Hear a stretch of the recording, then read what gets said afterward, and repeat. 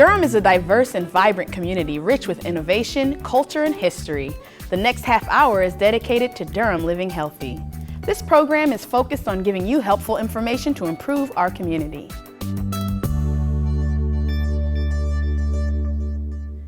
I'm Jana, and welcome to another episode of Living Healthy. This show is brought to you by the Durham Diabetes Coalition, a partnership working towards improving the quality of life for adults living with type 2 diabetes in Durham County. We hope this show gives you the information and tools you need to take charge of your health. On this episode, we'll learn about Girlies Pharmacy and its services to the community. We will hear from the Durham Farmers Market about nutritional foods that you can buy at low cost while supporting local produce. Local health professionals will discuss ways to exercise with physical limitations, how stress can impact your overall health, and a Durham resident will share his story about living with type 2 diabetes. Finally, we will take an in-depth look at diabetic peripheral neuropathy. If you can't write down the information you see during this episode fast enough, don't worry, we'll recap everything at the end of the show. All of the information will also be available at www.durhamdiabetescoalition.org. Be sure to sign up for our monthly newsletter, Durham Diabetes Connection, while you're on the site. You can also like us on Facebook and Instagram, and follow us on Twitter at DRHMDiabetesNC. Subscribe to our YouTube channel to catch more episodes of Living Healthy. Girlies Pharmacy provides medical supplies, vaccinations, and prescriptions for local residents. Let's find out how this organization works towards improving the lives of families in Durham County.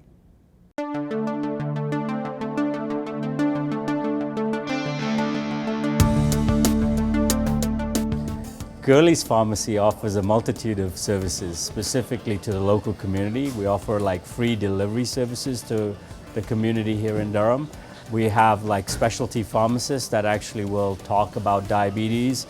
They'll talk about diabetes education, how to use insulin, how to actually use blood glucose monitors and test for diabetes. One of the most important things about diabetes is checking your blood glucose properly. A lot of the times you leave a physician's office with a prescription for a glucometer and some test strips. They say, hey, go talk to your pharmacy about how to check your blood sugar. That's kind of one of the big things we get to step in and really help a patient out. We get to come to the side here, spend 15 minutes with the patient, opening up the package, showing them how to use the glucometer properly, where their blood glucose levels should be at, depending on the day and what they've eaten and what they haven't eaten during the day. And that's really valuable information that we can spend the time with the patient to give them. The prescription label is very important to understand. It has a whole bunch of information on there. The first major important information is, of course, the patient name is on there. You've got the directions, the expiration date of the actual prescription, as well as when the medication expires, usually a year after the actual prescription has been dispensed. There's also the doctor information on the label as well, which basically will show who prescribed the medication. The process of delivery involves the patient would actually call us. Once they call us, we would actually get the prescriptions ready, and then the next day we would actually deliver the medications using the 4 delivery drivers we have in the community. With them, we do med reviews on a regular basis with these patients. We'll go over all the medications that they're on, talk to them about any issues that they may have with those medications, and then try and resolve some of those issues. If a medication gets missed by a doctor, that doctor didn't prescribe a particular medication, we'll actually contact the prescriber, get back to the prescriber, and try and resolve the issues that the patients have. At Girlies Pharmacy, we have partnerships with many organizations throughout the community. We work with Durham Social Services, we work with Catholic Charities, we work with community outreach programs like TROSA, Samaritans. It's really interesting as an independent pharmacy to work with a lot of these programs within the community. We almost feel like we belong to the community and we're an integral part of that community. Most of the time when we get new patients at Girlies Pharmacy, it's because they've had issues at another pharmacy and the doctor kind of has given up on those pharmacies and says, you know what, go see Vip and Raj at Girlies Pharmacy and see if they can help you out. When you finally see that smile and that satisfaction from the patient when they come to Girlies and they're being served properly, it really just makes my day. That's the part that I really enjoy And that's how we draw a lot of patients to our pharmacy. I love talking to people. That's my favorite part. When they come into the store, I talk to them about their medications, I talk to them about their life in general, and that's the best part of our job.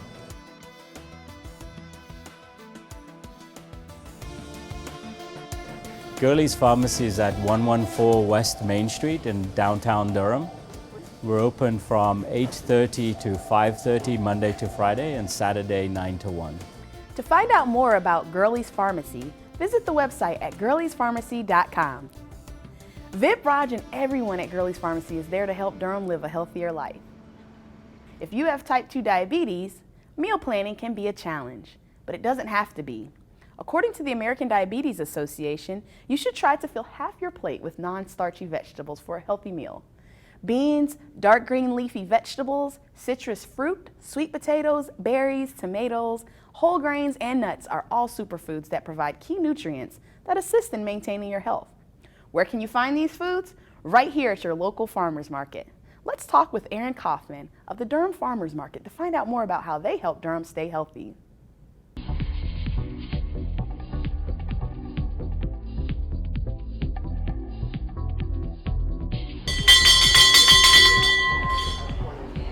There are lots of reasons to shop at the Durham Farmers Market. Everything is locally grown and super fresh, so you have really healthy, tasty options of food.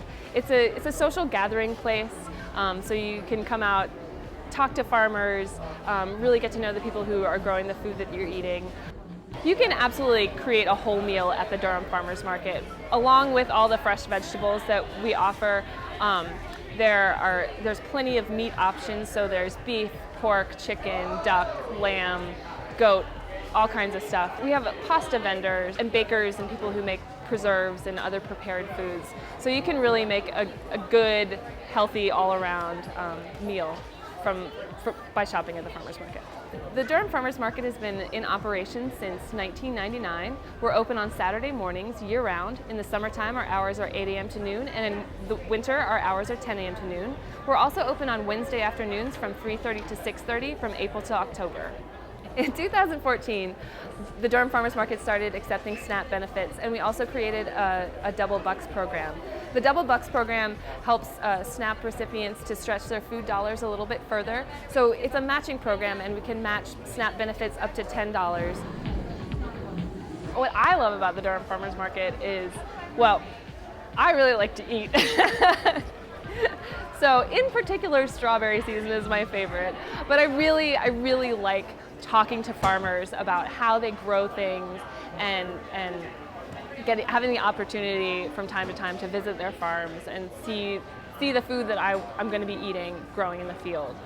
That's something you definitely don't get shopping at the grocery store. Aaron's right. You can create many healthy and tasty meals by shopping at your local farmers market. You don't have to spend a lot of money to eat healthy.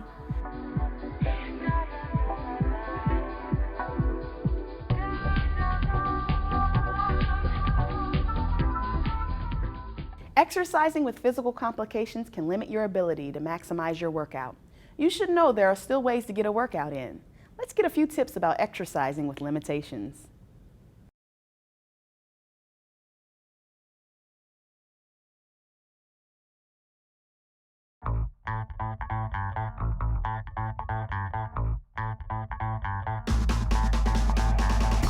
So being a physical therapist, I work with patients with disabilities all day long.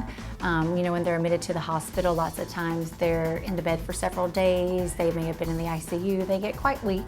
So we basically just help them learn how to function again. We teach them strengthening exercises, we build up their endurance, we help them sometimes just sit up in bed, get into a chair and walk again, and hopefully get back to the lifestyle that they were living before they came into the hospital. Lots of times it's important for a patient with diabetes to have their blood sugar checked. We want to make sure it's not too low or too high when we're working with them.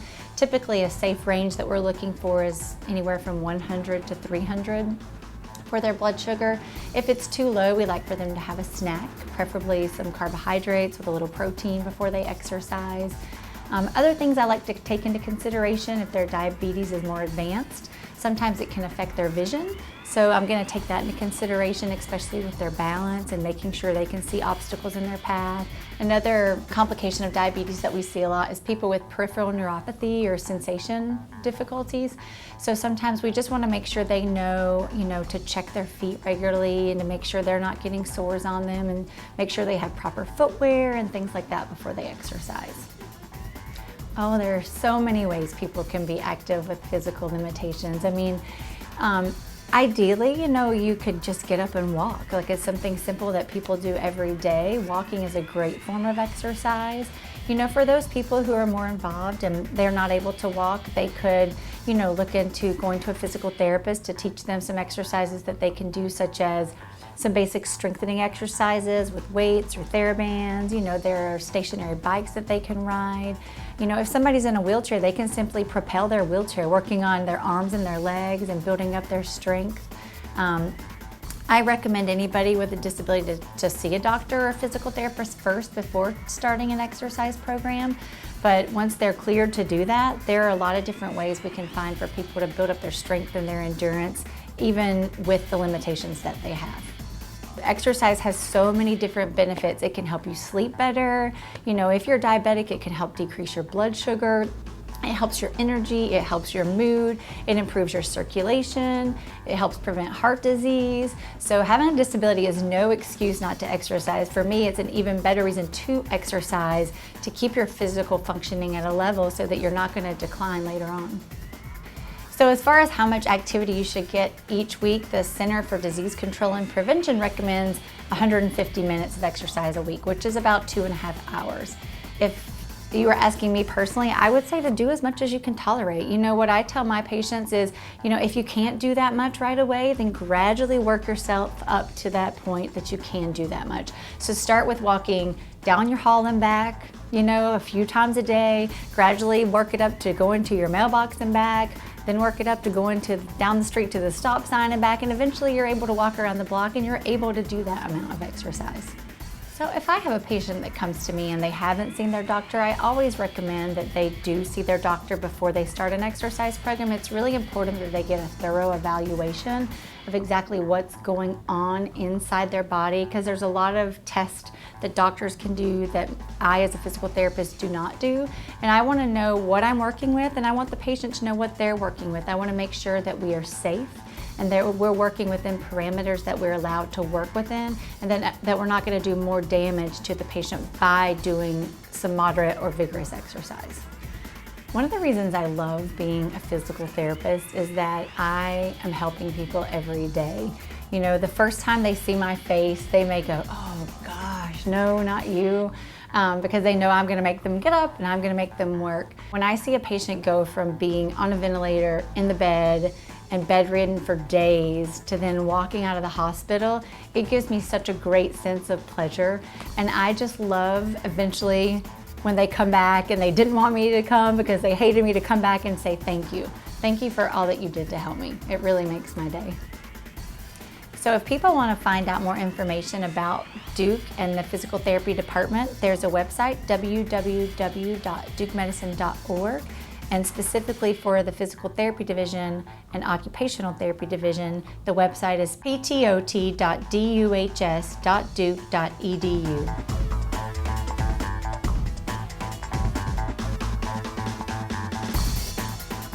As a physical therapist, Ashley knows it's still important to be physically active regardless of any physical complication. It may be challenging, but it's worth the effort.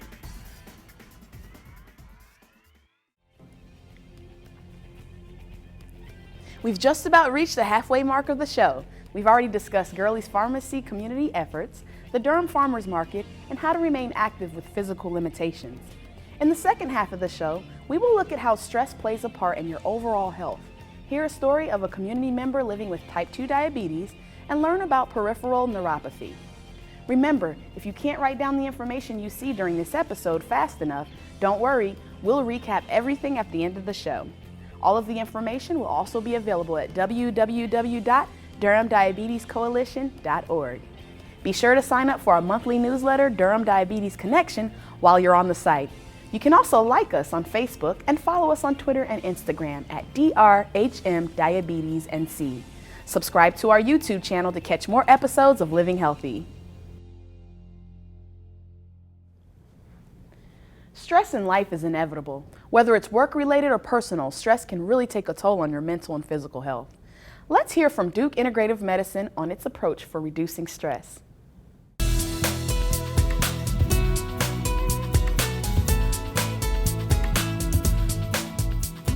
I think people, when they think of integrative medicine, they typically think of complementary and alternative medicine. They think, oh, that's integrating acupuncture, integrating dietary supplements or massage along with conventional medicine. I would say we really have two main arms to what we do at Duke Integrative Medicine.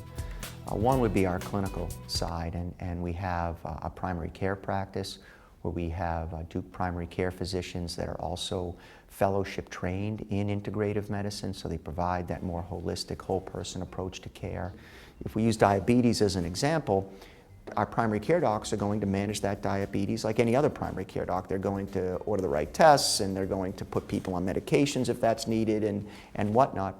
They're also going to take a very comprehensive look at sort of other related issues. So lifestyle being probably the number one issue. You know, are they exercising? Are they managing their weight effectively? Are they eating healthfully? And if they're not, why? And here's where we have additional options that you might not find in some other settings where diabetes is managed. We have acupuncture, we have massage, we have mind-body medicine, we have everything from seeing a psychologist and having that sort of support emotionally to more relaxation-related types of services, whether it be a yoga, mind-body class, those sorts of offerings.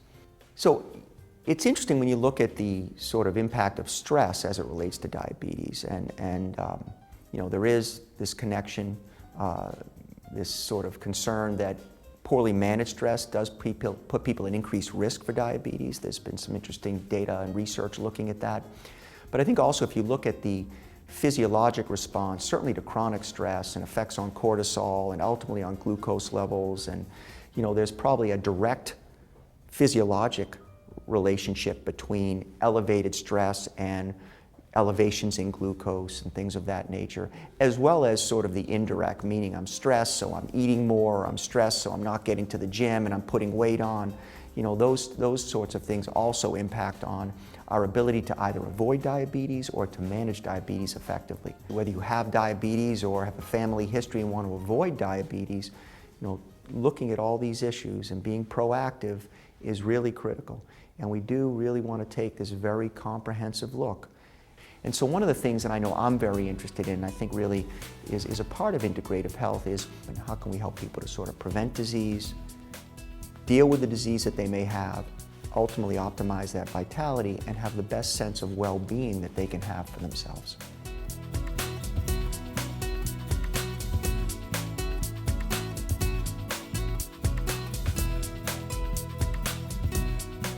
As Dr. Perlman said, controlling stress can have many healthy benefits. Check out suggestions for reducing stress at DurhamDiabetesCoalition.org. The Durham resident featured in the next segment has lived with type 2 diabetes over 30 years. Let's find out how Benjamin Campbell lives a full life despite having type 2 diabetes.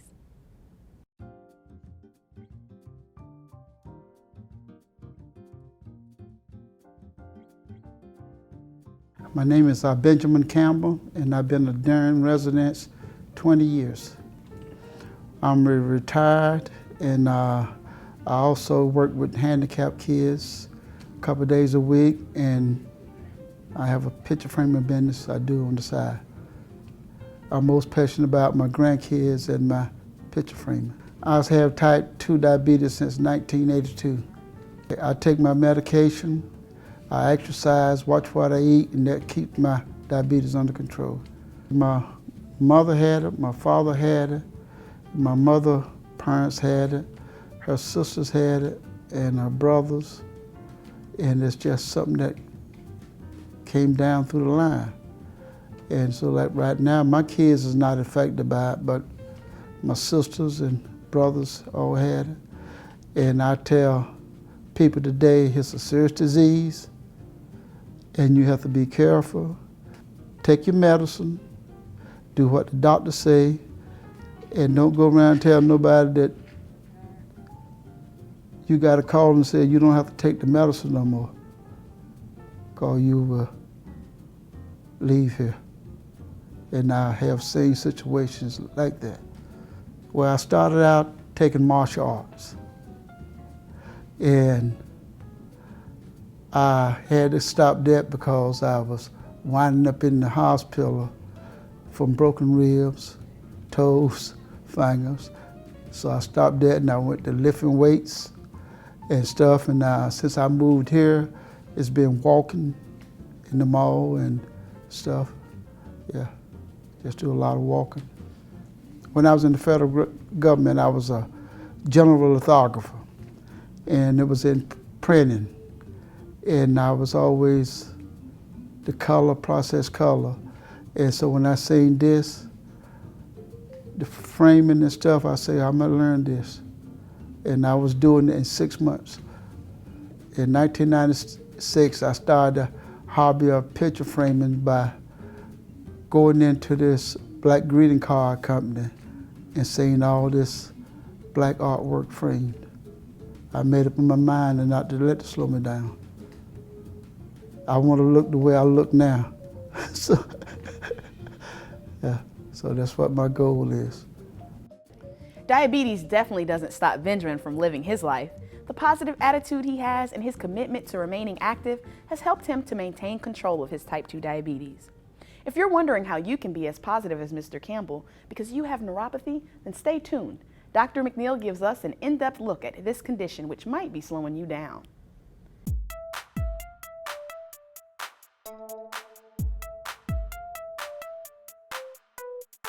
Well, my practice is almost totally diabetes and thyroid disease, so I see patients with diabetes all the time. In my practice, I've had patients who've had diabetes type 1 for almost 50 years, as well as people with newly diagnosed diabetes. So for me, diabetes has been the passion of my career, and trying to help people manage it well. Our body has nerves all over it, and when you touch something, when something feels warm or hot or you hurt, those are your nerves firing.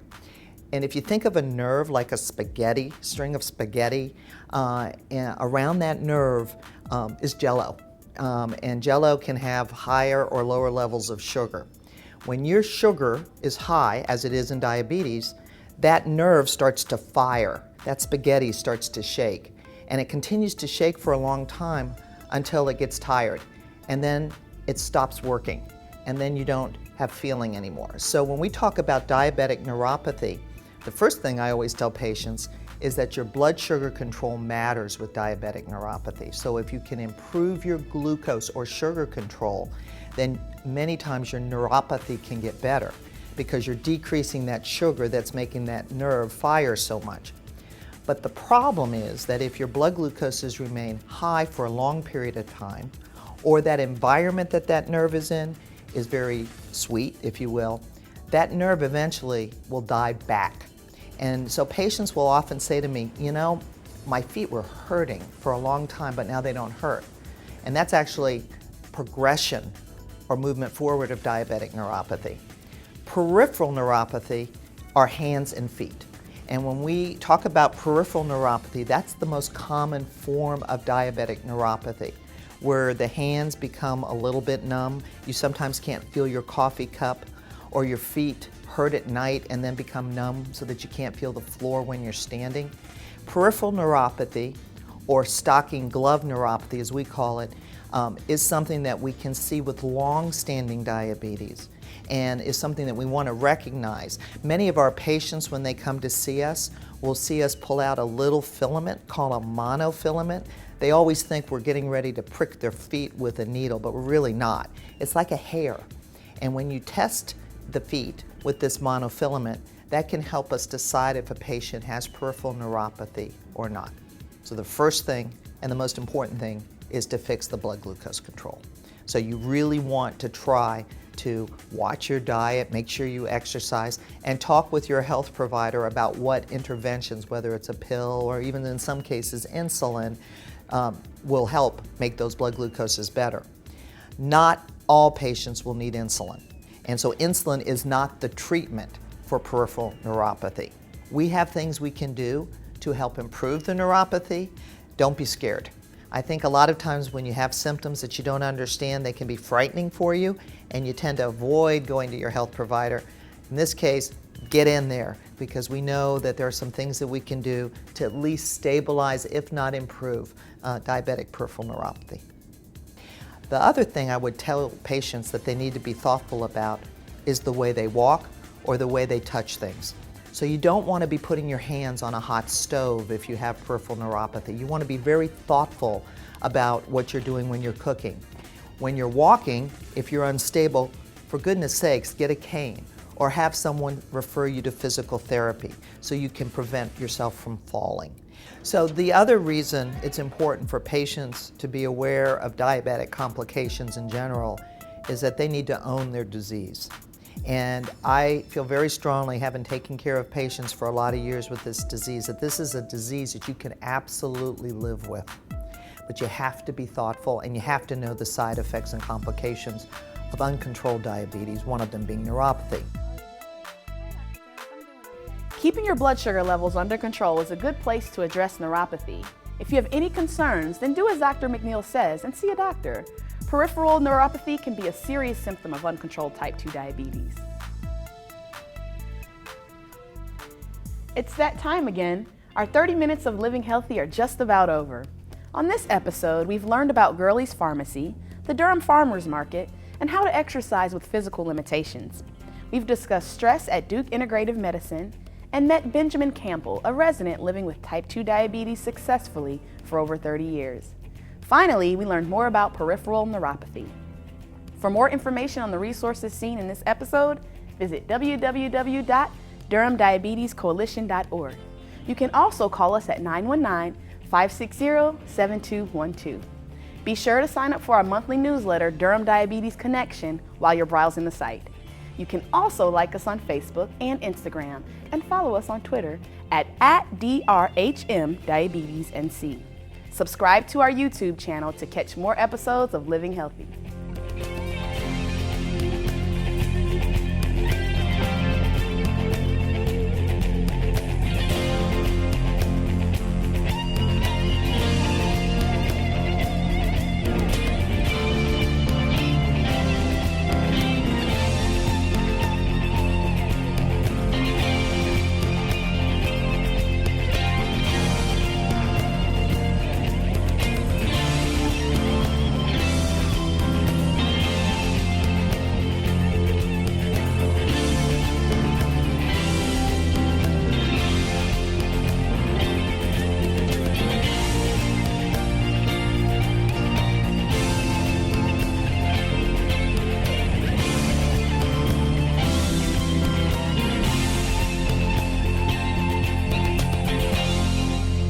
We'll see you next time. I'm Jana, and this is Living Healthy.